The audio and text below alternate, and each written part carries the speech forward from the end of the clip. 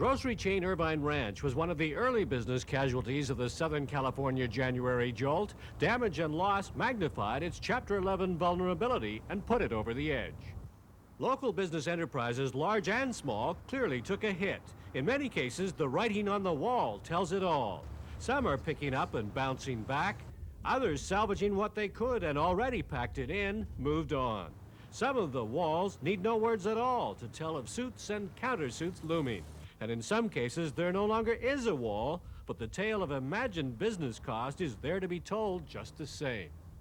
Here in the San Fernando Valley, within 20 miles of the earthquake epicenter, 177,000 firms employ more than 1.5 million people. State officials say that 18,000 of those people are now unemployed as a direct result of the January 17th quake.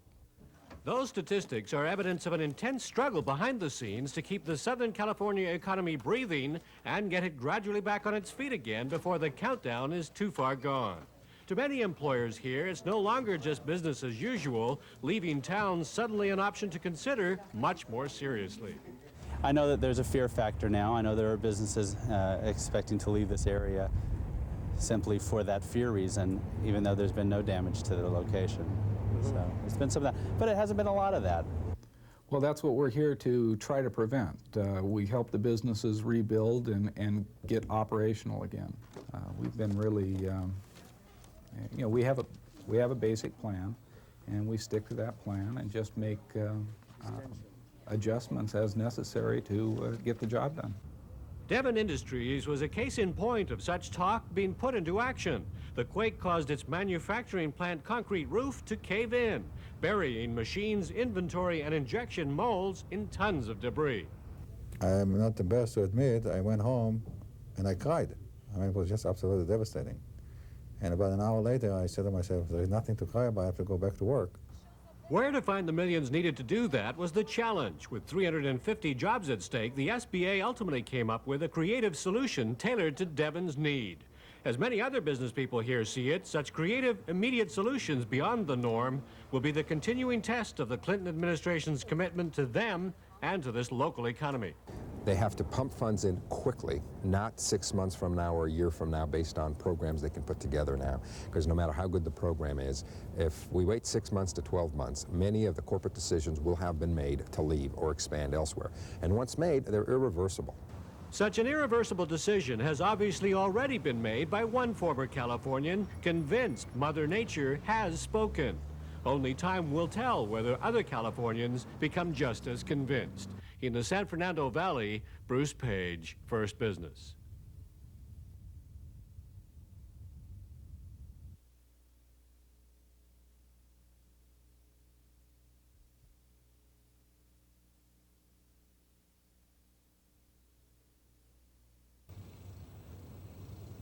There have been sudden and many changes to tens of thousands of San Fernando Valley residents, from the hillsides above to the floor below, from the epicenter to the north to dozens of miles in any direction.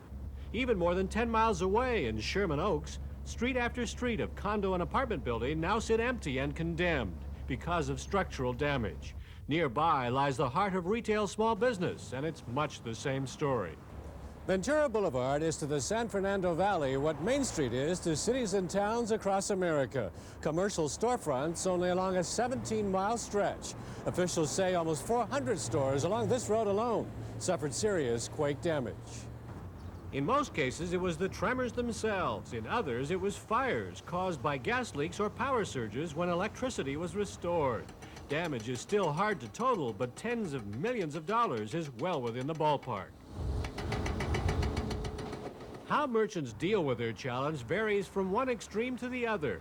One proprietor clearly says enough's enough and calls it a day, sayonara. Another rolls up his sleeves and says, we'll build again and go on from here. Arts Deli in Studio City is such a place. The aftermath of the quake was very manageable, mostly cosmetic repairs.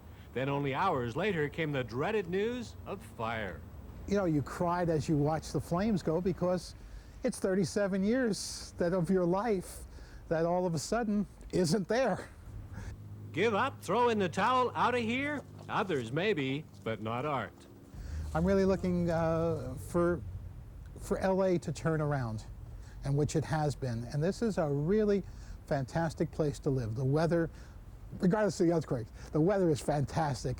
4 months, says Art, and back in his brand new deli, serving the community and people he loves. It's that kind of spirit evident elsewhere, too.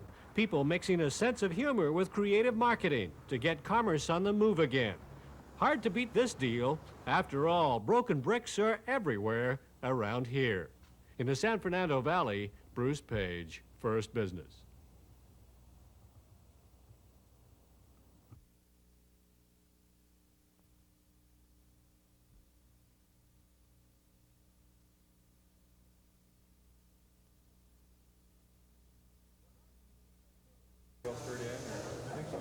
What are these people doing? What's cooking, you're tempted to ask? What's brewing is more like it, and the answer, my beer.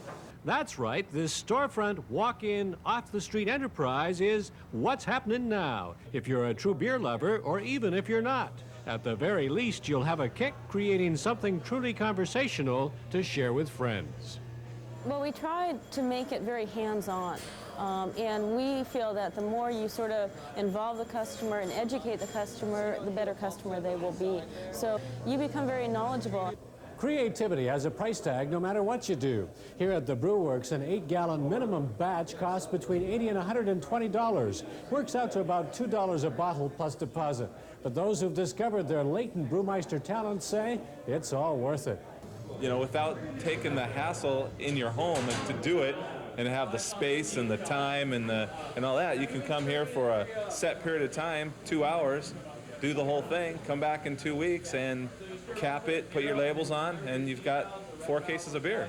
There was always a curiosity of how do they do this stuff. I've been paying for it for years, but I never had any idea what goes into the beer making process. I don't know, I guess so much gets processed for us, so much gets taken care of for us. Maybe it's kind of nice to do something yourself. Oh, it's just fun. I've never been a beer drinker. I really don't enjoy the taste of it until I came here, and this is a little bit different. The idea of making it, of having the night out, the fun, it's different, unique. Talk about unique and creative. Well, it's the labels that people make for their homebrew where that's really evident. And the walls here are plastered with the best, the worst, and everything in between. On the road to success now, there are some lessons learned here for all wannabe entrepreneurs. We had 3 major learning curves, and starting a business is a major learning curve. Starting a brewery with no brewing experience is quite a task, and some major construction in restoring this building. So I don't think I would put all 3 learning curves in the same situation again.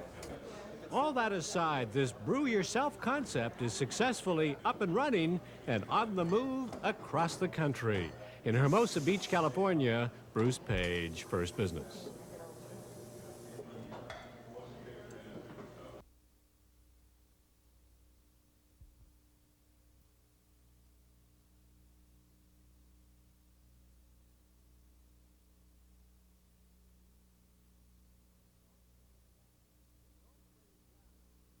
Gold-plated guns removed from the streets of America and en route to Japan. Deactivated guns, no less, that don't work, yet sell for hundreds, even thousands of dollars. There's a growing market in Japan for these handguns because real ones are not allowed to be owned by Japanese citizens. Couple that limited supply with the constant exposure to all kinds of guns in American movies, stimulating fascination and desire, and you understand why the high demand, even for mere decoration. There's more to it than that even, that these products apparently appeal to. A latent Japanese warrior instinct suppressed militarily since World War II, when their weapons were taken from them in defeat. It's a prestige thing. They're a great collector society. They're a very fraternalistic society. They're allowed to get together in a party drinking sake and talking over their great business ventures and how well they beat the Americans at their game. And they'll pull out their American handguns and hang them on the wall, and that's the way they play the game. That's very important to them. Guns have been part of John's life since childhood. He's renowned internationally for his optics on guns. He had the Japanese manufacture his optics for many years and thereby discovered this opportunity that he sees as a win-win-win for all concerned. What an ironic twist of fate that would be to its ultimate conclusion, that if these bad guns in the United States that everybody thinks are so bad, once deactivated, went to Japan, raised currency, millions of dollars of currency that came back into this country to not only offset the deficit, but also to raise the trade balance, equality, and also to pour money back into jobs being made here. That's a subject so dear to John's heart, he's brought back his optics business to the USA. None of this will have a noticeable effect on our trade balance by any stretch of the imagination, but give him credit for being one American entrepreneur doing his part to try to turn the tide. In Buena Park, California, Bruce Page, First Business.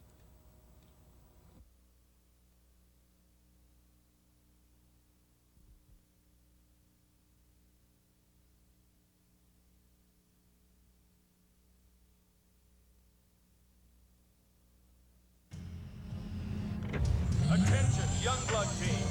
Stand by for drop. They're coming at you, ready or not, these comic characters of fantasy proportions. They have their origins here, appropriately named Extreme Studios, hotbed of the hottest-selling comic books of the present day. What sets these comics apart is the larger-than-life characters engaged in dynamic combat with formidable foes. Add to the equation exacting illustration by a team of new kids on the drawing boards, off-the-wall storylines, computerized colors, and top-drawer quality of paper. The result, an upstart that has turned the comic book industry upside down. So meet the CEO who fought the status quo with about as much maverick dynamism as the characters he creates. What some might call his divine destiny actually took shape in the early 1970s. My first contact with comics was when I was like 5, 6 years old, and I quickly became an addict and spent all the money I had on comics. I mean, I can remember I would bring like a box of just pennies to the grocery store or the liquor store and just count out how much it's gonna cost for the 20 or so comics, and then that afternoon go back and read those comics and then be in the back of my mom's car digging for change under the seats to go buy more comics. But yeah, when I started drawing them pretty shortly after I started reading them. After high school and years of refining his skill, Rob showed his work to minor industry players, but nobody was interested. So Rob's friend insisted he try the major reps. And I said, no, they'll never give me a break. They'll never give me a break. And so I went over there and showed them my samples, and they hired me on the spot. Rob's characters and illustrations drove comic book sales into the millions of copies, with toy companies lining up to license his creations, even sight unseen. That pushed Rob to a fork in his fast-moving freeway. And I had to make the choice, well, am I going to let somebody else own everything that I create, even if they pay me great for it, or am I going to go out and do it myself? When we left Marvel Comics had 65% of the market. They now have 33 and have never gotten beyond 33 since we left. This is one of those stories where talent just bursts through every challenge and opportunity, gaining ever more momentum with each passing crossroads. What started out as mere sketches of a fresh-faced kid has spawned an enterprise headed for spin-offs of all kinds of products far beyond comics, spin-offs that will likely soon generate tens of millions of dollars a year.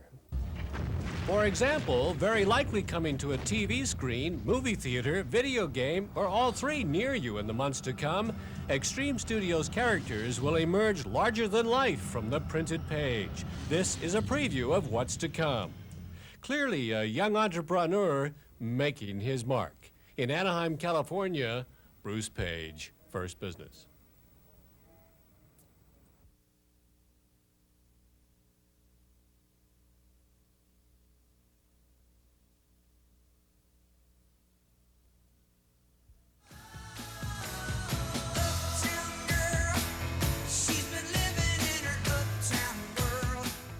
In case you haven't noticed, trucks have gone uptown. Motor City is popping buggies like this out its doors just as fast as it can make them. General Motors, more than 1.5 million of them annually. Ford and Chrysler, not far behind. The truck industry and the trucking accessory business are actually fueling each other's flames. Changes in design attracted new buyers, increasing market share by almost 80% in just 10 years. That in turn inspired accessory manufacturers to dive in, and the more bells and whistles they offered, the more trucks are sold. Chevy was the first to lead the charge at a time when Trader's Truck Accessories took a gamble also to grow in this direction rather than big rig outfitting. Good move. Today it is King of the Hill worldwide for truck accessories. The trend began to blossom, and about 89 or 90, I would almost wake up on Monday morning assuming there couldn't possibly be another truck to do out there or a customer to sell parts to. And it just kept on coming, and when we'd come out with a new catalog, the business would surge so terribly hard that I just kept on going. I just thought, well, I better just hit it as hard as I can for as long as I can, and enjoying it makes it all that much easier. There's no stopping in sight, and one indication of that is the abundance of trucking magazines, highlighting all the custom features anybody would ever want, giving a popular appeal to a broad base of consumers from Mavericks all the way to uptown girls. You know, you'd buy, let's say, a brand new type of a car where it's not acceptable to go out and smooth the bumper and change the headlights and start doing things to the interior and put graphics down the side of it. Your neighbors wouldn't find that totally acceptable, whereas with a pickup truck, that's the way you're supposed to do it now.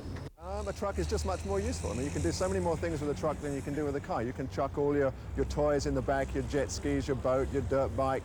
You can go hunting, shooting, fishing with it. All of those things that you can't do with a car. You can get it in four-wheel drive. It's got tons of ground clearance. It's got tons of presence on the freeway. It feels good to be in there. It's just that whole American dream wrapped up in the perfect vehicle.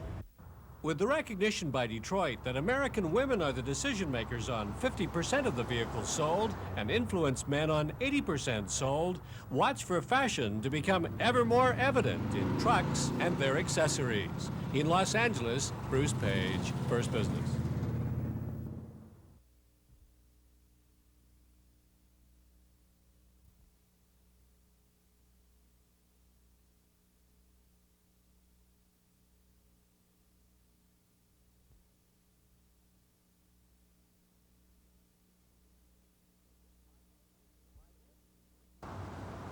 By day, these streets are visibly much like any other, with the exception perhaps of the graffiti and gang markings. Fences and steel bars on possible points of entry are everywhere, a reminder of how dangerous these streets can be at night. Drive-by killings, even for no apparent reason, happen monthly, if not weekly. Meet a man who's come back to his barrio. Luis Barajas grew up here, then left for higher education. A BA and an MBA earned him a financial consultant role to the rich and powerful of California's affluent Orange County. After several years, there came a personal crossroads. The biggest thing that happened in my life was the passing away of my grandmother, who was born, who basically lived her whole life in East Los Angeles. And when she passed away, there was a slew of people that went to her funeral. And I said, this lady died a wealthy person, and money wasn't the issue.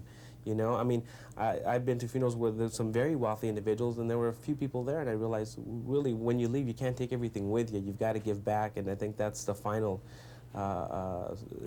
truth about a person. And I woke up one day and told my wife, I said, I'm quitting. I'm going back to East LA and help out some of the people that really need help. And I think I can be successful and I'd make money at it. It's been just over 2 years now that Luis has had his shingle out here in East LA. 50 miles away from the shishi crowd of Newport Beach, light years away from the lifestyle it offered. But Luis says he's never been happier. And as his enterprise grows with talented colleagues like Bill Torres and other professionals, he's having the impact he wanted. In East Los Angeles, you have, the potential is just so great, but you need to have these figures to be as an example, to create that incentive for the younger people to go in through the school system, to go on to a higher level of education, and to see that their time that they're investing is going to pay off, that they go out and make a difference, and they can have, obviously, also a lucrative career. People have these notions about Latinos that they don't want to do things right, that they want to buck the system. That's not true. That's not true at all. Some of these Latinos are some of the hardest working people you're ever going to meet. They're successful because they've done it through, breaking their backs. We want to make it easier for them. We want to educate them. What I'm trying to prove to professionals that grow up in the neighborhood and become doctors and attorneys and accountants that you can come back to your community. If Luis's joy is any indication, the rewards for doing so are worth far more than the income sacrificed. In East Los Angeles, Bruce Page, First Business. Some kind of cable channel.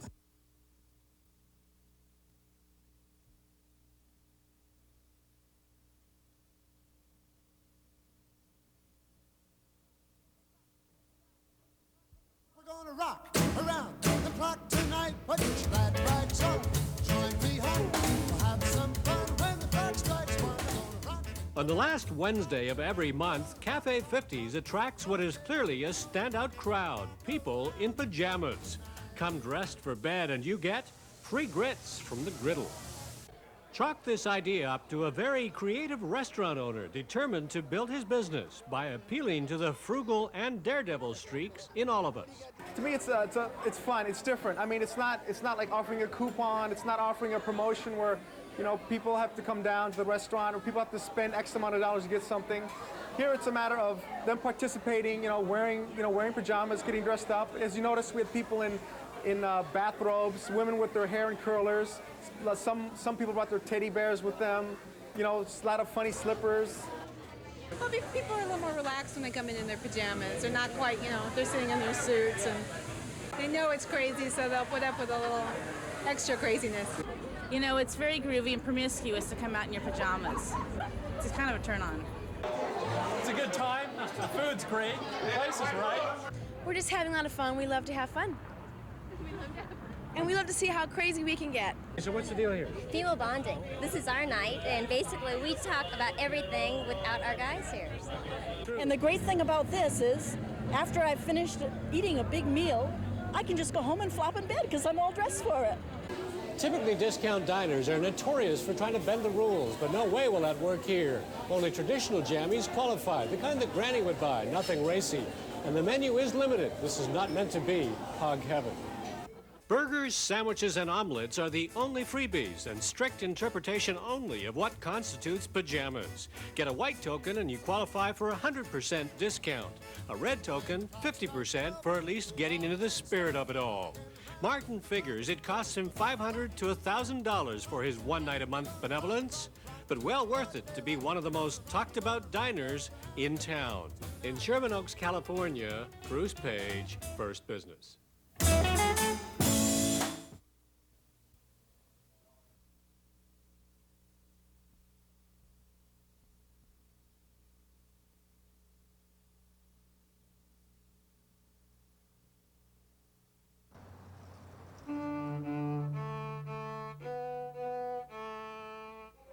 Take a walk down this Glendale Avenue by an attractive but subdued storefront, and you'll hear music in the making. Perhaps hard to believe in this video PC age that a new generation is turning on to bowed stringed instruments. Perhaps also hard to believe that older generations are returning to their musical roots. Bottom line, there's a market for these instruments, and Thomas Metzler has tapped into it in a big way. He first played the violin at age 8. I studied for 10 or 12 years up through college, and I always loved it, especially the chamber music and orchestral playing. I didn't see, though, that I had a future as a musician.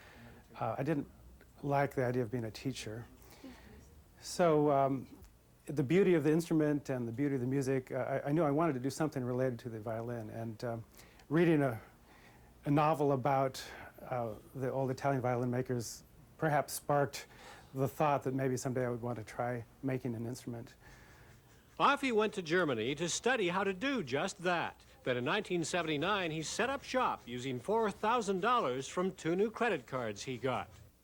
En route to $1 million a year gross would be music to any small businessman's ears. But like so many success stories, the beginnings were exceptionally humble, and in the first year, the enterprise almost went under.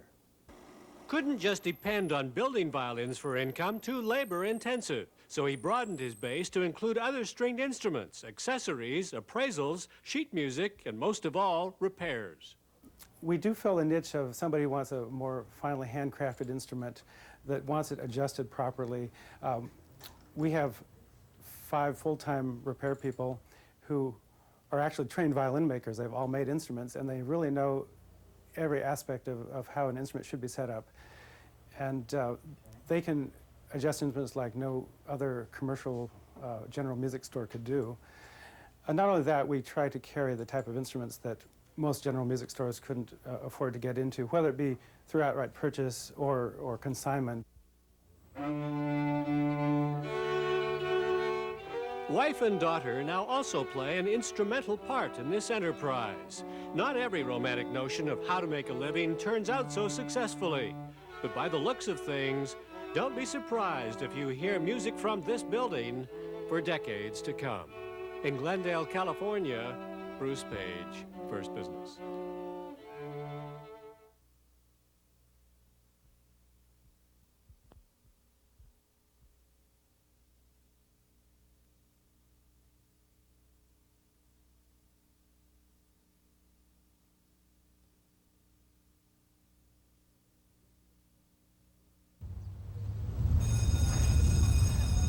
This is what you expect to hear on a schoolyard campus.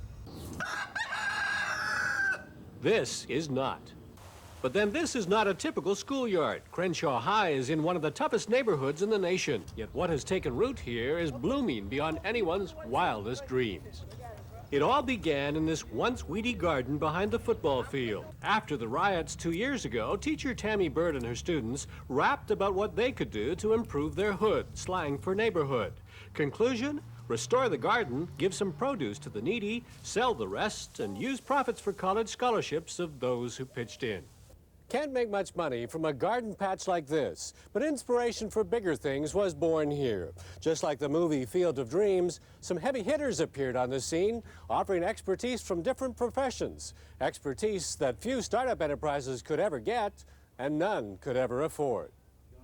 Marketing executive Melinda Mullen heard about the enterprise and jumped in, suggesting a salad dressing as a product with the most potential. Along came a banker, a food products broker, and a bottler. The end result, food from the hood is on the shelves of about 2,000 supermarkets throughout Southern California. Guess what, you guys? At our store, we sell a case an hour. Do you know literally 12 bottles an hour? I have to sit up there and stock the things. It's breathtaking. Before when we started, it was like, well, you know, it might not really get up there. But when now we see it, it's happening, and everybody's like, you know, you go to the stores with the T-shirt on, oh, I know you, you're Fruit from the Hood, and they shake your hand and give you a hug like they're old friends, like you all always known them. It's taught me a lot of responsibility, and it's taught me a lot of how you work with other people. It teaches me a lot of how to socialize with other people, and a lot of business and English skills by writing letters to other businesses and stuff like that. And how does the teacher feel who first planted the seed? Overwhelmed, but I guess proud, kind of a proud parent saying these kids are actually, they're earning their way to school, which is instead of just handing a kid something saying go on, they're actually earning their way, so I think they'll appreciate their college education more, and then in turn they will have roots to the community and come back and help the community out. So I'm hoping we're starting something, a domino effect, where it'll just keep going and going. Consumers will ultimately be the judge of that, but supermarket executives are giving it a fair chance. And so far, the customer response has been great on it, and it's a product that's helping the community. So we're more than happy to have it, and it looks good, it's packaged good. We're thrilled to death to have it. Make no mistake about it, these enthusiastic teens have your hood in mind anywhere in America as a new market to penetrate in the months to come. In Los Angeles, Bruce Page, First Business.